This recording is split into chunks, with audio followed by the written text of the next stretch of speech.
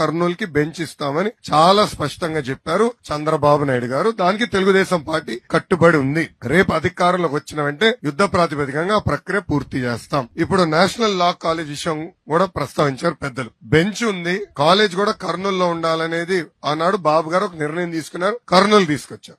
అదే కాలేజ్ ని ఇప్పుడు అమరావతికి తరలించింది ఎవరంటే జగన్. సో రేపు తెలుగుదేశం పార్టీ అధికారంలోకి వచ్చిన వెంటనే తప్పనిసరిగా అన్ని కోట్లు ఇన్ఫ్రాస్ట్రక్చర్ కి నిధులు కేటాయిస్తాం. యుద్ధ ప్రాతిపదికంగా మొదటి 3 సంవత్సరాల్లోనే ఆ కోర్ట్స్ కూడా కట్టే కార్యక్రమం పూర్తి చేస్తాం. కర్నూలులో హైకోర్టు బెంచ్ పెట్టాలని చెప్పి ఆ రోజు ఎన్నికల మేనిఫెస్టోలో చెప్పాం.